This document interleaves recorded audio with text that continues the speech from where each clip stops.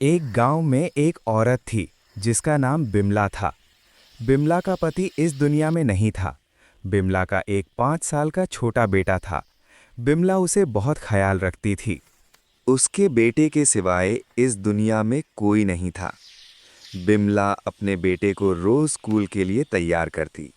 और ले जाती, लेकिन स्कूल दूर होने के कारण बिमला रोज 3 किलोमीटर छोड़ने पैदल जाती। बिमला के पास चप्पल तक नहीं थे, लेकिन अपने बेटे को पढ़ाकर अच्छा ऑफिसर बनाना चाहती थी।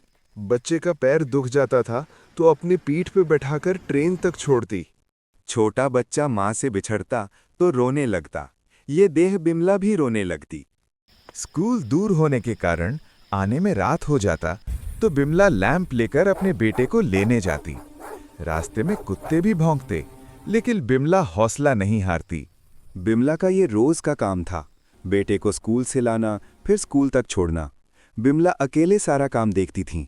बिमला का कोई साथ भी नहीं देता, लेकिन बिमला अपनी किस्मत के भरोसे काम करती है। बिमला कुछ बकरियां पाली थीं, जिसे खेतों में चारा खिलाने ले जाती।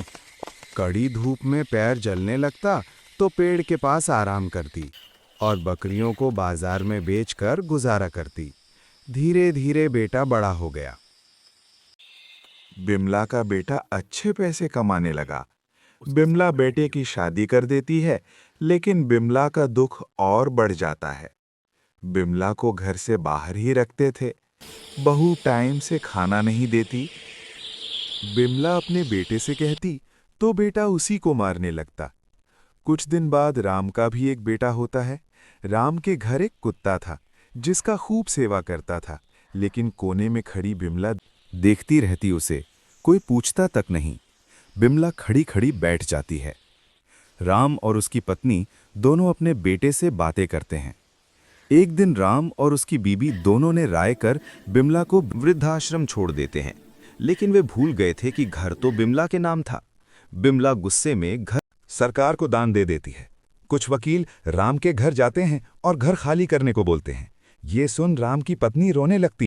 हाय, लेकिन अब देर हो गई थी।